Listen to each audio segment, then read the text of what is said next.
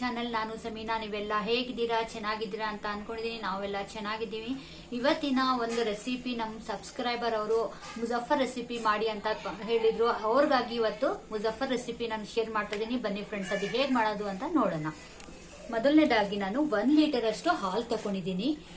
ಅಕ್ಕಿ ಒಂದು 2 ಹಿಡಿಯಷ್ಟು ಅಕ್ಕಿ ತಗೊಂಡಿದ್ದೀನಿ. ಅಂದ್ರೆ ಒಂದು 100 ಗ್ರಾಮ್ ಅಷ್ಟು ಅಕ್ಕಿ ಒಂದು ಅರ್ಧ ಗಂಟೆ ಮುಂಚೆನೆ ನೆನೆಸಿ ಇಟ್ಕೊಂಡಿದ್ದೀನಿ. ಕೇಸರ್ ಇತ್ತು, ಅದು ನೆನೆಸಿ ಹಾಲಿನಲ್ಲಿ ಇಟ್ಕೊಂಡಿದ್ದೀನಿ. ಒಂದು 100 ಗ್ರಾಮ್ ಅಷ್ಟು ಖವ್ವ ತಗೊಂಡಿದ್ದೀನಿ. ರುಚಿಗೆ ತಕ್ಕಷ್ಟು ಸಕ್ಕರೆ ತಗೊಂಡಿದ್ದೀನಿ. ಇದು ಯಾಲಕ್ಕಿ ಪೌಡರ್ ತಗೊಂಡಿದ್ದೀನಿ. ಒಂದ್ 2 ಚಿಟಕಿ ಹಾಕಿದ್ರೆ ಸಾಕು. 1 ಟೇಬಲ್ ಸ್ಪೂನ್ ಅಷ್ಟು ತುಪ್ಪ, ಗೋಡಂಬಿ ಒಂದ್ ಸ್ವಲ್ಪ ಕಟ್ ಮಾಡಿ ಇಟ್ಕೊಂಡಿದ್ದೀನಿ. ಬಾದಾಮಿ ಒಂದ್ ಸ್ವಲ್ಪ ಕಟ್ ಮಾಡಿ ಇಟ್ಕೊಂಡಿದ್ದೀನಿ. ಒಂದು 3 ಚಕ್ಕೆ, ಲವಂಗ ಹಾಕೋತಾ ಇಲ್ಲ, ನಾನು ಯಾಲಕ್ಕಿ ತಗೊಂಡಿದ್ದೀನಿ. ಇವಾಗ ಅದು ಹೇಗ್ ಮಾಡೋದಂತ ನೋಡ್ಕೊಳ್ಳೋಣ. ಕುಕ್ಕರ್ ಇಟ್ಕೊಂಡಿದ್ದೀನಿ. ನಾನು ಕುಕ್ಕರ್ನಲ್ಲಿ 1 ಟೇಬಲ್ ಸ್ಪೂನ್ ಅಷ್ಟು ತುಪ್ಪ ಹಾಕೋತಾ ಇದ್ದೀನಿ. ಇದಕ್ಕೆ ತುಪ್ಪ ಏನು ಜಾಸ್ತಿ ಹಿಡಿಸಲ್ಲ, ಬರೀ 1 ಟೇಬಲ್ ಸ್ಪೂನ್ ಅಷ್ಟು ತುಪ್ಪ ಹಾಕೊಂಡ್ರೆ ಸಾಕು. ಇವಾಗ ತುಪ್ಪ ಬಿಸಿಯಾಗಿದೆ. ಅದರಲ್ಲಿ ನಾನು ಗೋಡಂಬಿ ಮತ್ತೆ ಬಾದಾಮಿ ಇಟ್ಕೊಂಡಿದ್ದೆಲ್ಲ ಅದು ಫ್ರೈ ಮಾಡ್ಕೊಳ್ಳೋಣ. ಇದು ಜಾಸ್ತಿ ಏನು ಫ್ರೈ ಮಾಡೋದು ಬೇಡ, ಸುಮ್ಮನೆ ಒಂದು ಸ್ವಲ್ಪ ಫ್ರೈ ಮಾಡ್ಕೊಳ್ಳೋಣ ತುಪ್ಪದಲ್ಲಿ. ಇದು ನೆನೆಸಿ ಕಟ್ ಮಾಡಿರ್ತೀವಲ್ಲ, ಅದಕ್ಕಾಗಿ ಒಂದು ಸ್ವಲ್ಪ ತುಪ್ಪದಲ್ಲಿ ನಾನು ಫ್ರೈ ಮಾಡ್ಕೊತಾ ಇದ್ದೀನಿ. ನೋಡಿ, ಇಷ್ಟು ಫ್ರೈ ಆದ್ರೆ ಸಾಕು. ಜಾಸ್ತಿ ಏನು ಕಲರ್ ಏನು ಚೇಂಜ್ ಆಗೋದೇನು ಬೇಡ, ಬರೀ ಇಷ್ಟು ಫ್ರೈ ಆದ್ರೆ ಸಾಕು. ಇವಾಗ ತೆಗಿಕೋತಾ ಇದ್ದೀನಿ. ಇವಾಗ ನಾನು ಡ್ರೈ ಫ್ರೂಟ್ಸ್ ಫ್ರೈ ಮಾಡಿದೆಲ್ಲ ಅದೇ ತುಪ್ಪದಲ್ಲಿ ನಾನು ಅಕ್ಕಿ ನೆನೆಸಿದೆಲ್ಲ ಅದು ಹಾಕೋತಾ ಇದ್ದೀನಿ. ಅದರಲ್ಲೇ ನಾನು ಚಕ್ಕೆ ಮತ್ತೆ ಯಾಲಕ್ಕಿ ಹಾಕೋತಾ ಇದ್ದೀನಿ. ಈ ಅಕ್ಕಿ ಎಲ್ಲ ನಾನು ತುಪ್ಪದಲ್ಲಿ ಚೆನ್ನಾಗಿ ಹುರ್ಕೊಂಡಿದ್ದೀನಿ. ಇವಾಗ ಇದರಲ್ಲಿ ಹಾಲು ಹಾಕೋತಾ ಇದ್ದೀನಿ. ಇವಾಗ ನಾನು 1 ಕಪ್ ಅಷ್ಟು ಹಾಲು ಹಾಕೋತಾ ಇದ್ದೀನಿ. ಅಂದ್ರೆ ಅಕ್ಕಿ ಬೇಯಕ್ಕೆ ಎಷ್ಟು ಬೇಕು ಅಷ್ಟು ಮಾತ್ರ ನಾನು ಹಾಲು ಹಾಕೋತಾ ಇದ್ದೀನಿ.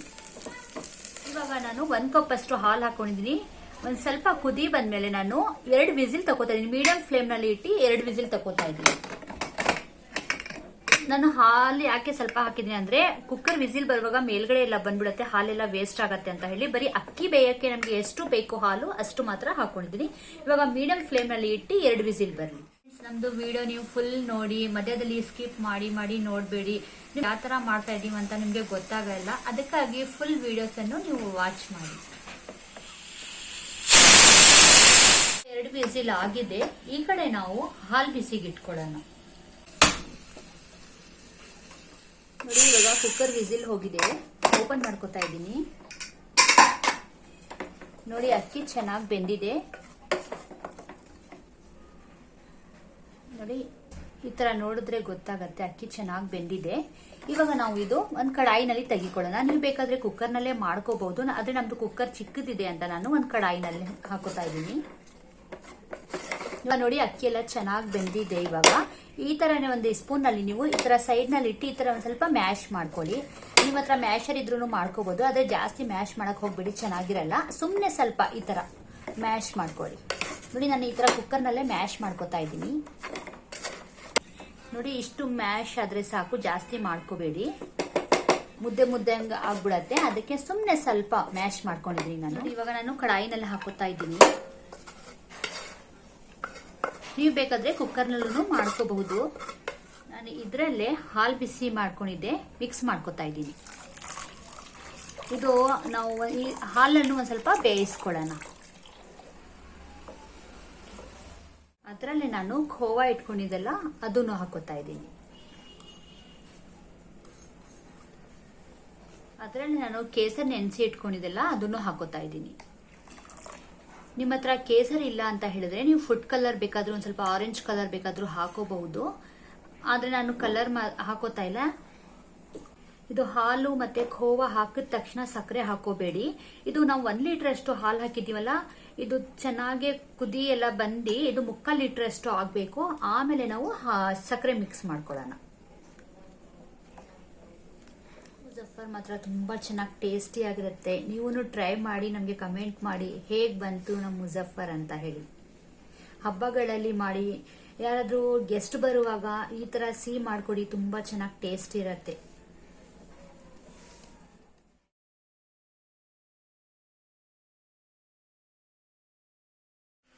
ನೋಡಿ, ಇವಾಗ ಚೆನ್ನಾಗಿ ಕುದಿ ಬರ್ತಾ ಇದೆ. ಹಾಲು ನಾನು 1 ಲೀಟರ್ ಹಾಕಿದ್ದು ನಾವು 3/4 ಲೀಟರ್ ಅಷ್ಟು ಆಗಿದೆ. ನೋಡಿ, ಇದರಲ್ಲಿ ನಾವು ಬೇಯಿಸಿರೋದು ಅಕ್ಕಿ ಹಾಕಿದೀವಲ್ಲ ಅದನ್ನು ಕಾಣಿಸ್ಕೊತಾ ಇದೆ. ಕರೆಕ್ಟಾಗಿ 1 ಲೀಟರ್ ಹಾಲಿಗೆ ಬರೀ 2 ಹಿಡಿಯಷ್ಟು ಅಕ್ಕಿ ಮಾತ್ರ ಹಿಡ್ಸತ್ತೆ. ಜಾಸ್ತಿ ಹಾಕಕ್ ಹೋಗ್ಬೇಡಿ, ಗಟ್ಟಿ ಆಗ್ಬಿಡತ್ತೆ, ಚೆನ್ನಾಗಿರಲ್ಲ. ಇವಾಗ ಒಂದು 10 ನಿಮಿಷ ತನಕ ನಾನು ಚೆನ್ನಾಗಿ ಹಾಲಲ್ಲಿ ಇನ್ನೊಂದ್ಸಲ ನಾನು ಅಕ್ಕಿ ಚೆನ್ನಾಗಿ ಕುದಿಸ್ಕೊಂಡಿದ್ದೀನಿ.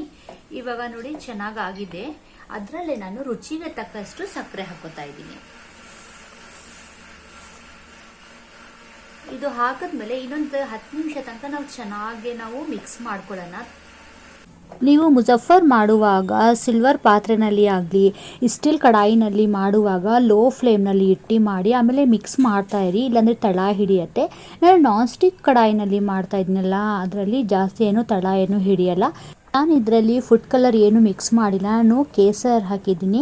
ಅದು ಆರಿದ್ಮೇಲೆ ಅದು ಲೈಟಾಗಿ ಕಲರ್ ಬರುತ್ತೆ. ಈಗ ಕುದಿಯುವಾಗ ಕಲರ್ ಏನು ಕಾಣಿಸಲ್ಲ, ಅದು ಆರಿದ್ಮೇಲೆ ಅದು ಲೈಟಾಗಿ ಆರೆಂಜ್ ಕಲರ್ ಕಾಣಿಸುತ್ತೆ. ನಿಮ್ಮ ಹತ್ರ ಕೇಸರ್ ಇಲ್ಲ ಅಂತ ಹೇಳಿದ್ರು ಏನೂ ಇಲ್ಲ, ನೀವು ಫುಡ್ ಕಲರ್ ಬೇಕಾದರೂ ಹಾಕಿ ಮಾಡ್ಕೋಬಹುದು. ಬರೀ ಕಲರ್ಗೆ ಆಮೇಲೆ ಟೇಸ್ಟ್ ಒಂದು ಸ್ವಲ್ಪ ಚೆನ್ನಾಗಿರುತ್ತೆ ಅಂತ ಹೇಳಿ ನಾನು ಕೇಸರ್ ಹಾಕ್ಕೊಂಡಿದ್ದೀನಿ. ಇವಾಗ ಚೆನ್ನಾಗಿ ಇದೆಲ್ಲ ಬೆಂದಿದೆ. ಇವಾಗ ಸಕ್ಕರೆ ಹಾಕಿ ಒಂದು 10 ನಿಮಿಷ ತನಕ ನಾನು ಚೆನ್ನಾಗಿ ಕುದಿಸ್ಕೊಂಡಿದ್ದೀನಿ. ಅದರಲ್ಲಿ ನಾನು ಡ್ರೈ ಫ್ರೂಟ್ಸ್ ಫ್ರೈ ಮಾಡಿದ್ದೆಲ್ಲ ಅದನ್ನು ಹಾಕೋತಾ ಇದ್ದೀನಿ. ಸುಮ್ಮನೆ ಒಂದು ಸ್ವಲ್ಪ 2 ಚಿಟಕಿ ಅಷ್ಟು ನಾನು ಯಾಲಕ್ಕಿ ಪೌಡರ್ ಹಾಕೋತಾ ಇದ್ದೀನಿ. ಕುದೀತಾ ಸೈಡ್ನಲ್ಲೆಲ್ಲ ಕೆನೆ ಕಟ್ಕೊಳ್ಳತ್ತೆ ಕಡಾಯಿನಲ್ಲಿ. ಅದಕ್ಕೆ ನೋಡಿ ಈ ತರ ನಾವು ಮಿಕ್ಸ್ ಮಾಡ್ಕೋತಾ ಇರಬೇಕು. ತೀರಾ ಗಟ್ಟಿ ಮಾಡ್ಕೋಬೇಡಿ. ನೋಡಿ ಹೀಗೆ ಎತ್ತಿದ್ರೆ ಸ್ಪೂನ್ನಲ್ಲಿ ನಾವು ಈ ತರ ಕಾಣಿಸ್ಬೇಕು, ನಾವು ನಮಗೆ ಇದು ಅಕ್ಕಿ ಅಷ್ಟು ಮಾಡ್ಕೊಂಡ್ರೆ ಸಾಕು. ನೋಡಿ ಗಟ್ಟಿ ಆಗಿದೆ. ಇವಾಗ ಇಷ್ಟ ಆದ್ರೆ ಸಾಕು. ಆರಿದ್ಮೇಲೆನು ಇನ್ನೂ ಗಟ್ಟಿ ಆಗತ್ತೆ ಇದು. ಇವಾಗ ಮುಜಫರ್ ರೆಡಿ ಆಗಿದೆ. ನಾವು ಆರಿದ್ಮೇಲೆ ಸರ್ವ್ ಮಾಡ್ಕೊಡೋಣ. ಇವಾಗ ಸ್ಟೋನು ಆಫ್ ಮಾಡ್ಕೊತಾ ಇದ್ದೀನಿ. ಇದು ಆರಿದ್ಮೇಲೆ ಇವಾಗ ಸರ್ವ್ ಮಾಡ್ಕೊಳ್ಳೋಣ. ನೋಡಿ, ನೀವು ಈ ಮುಜಫರ್ ಬೇಕಾದರೆ 1 ವಾರ ತನಕ ನಾವು ಫ್ರಿಜ್ನಲ್ಲಿ ಸ್ಟೋರ್ ಮಾಡಿ ಬೇಕಾದರೂ ತಿನ್ಕೋಬೋದು. ತುಂಬ ಟೇಸ್ಟಿಯಾಗಿರುತ್ತೆ. ನೋಡಿ, ಆರಿದ್ಮೇಲೆ ಇಷ್ಟು ಗಟ್ಟಿಯಾಗಿರುತ್ತೆ. ಜಾಸ್ತಿ ಮುಂಚೆನೇ ನಾವು ಗಟ್ಟಿ ಮಾಡಿಬಿಟ್ರೆ ಆರಿದ್ಮೇಲೆ ಇನ್ನೂ ಗಟ್ಟಿ ಆಗಿಬಿಡುತ್ತೆ, ಟೇಸ್ಟ್ ಚೆನ್ನಾಗಿರಲ್ಲ.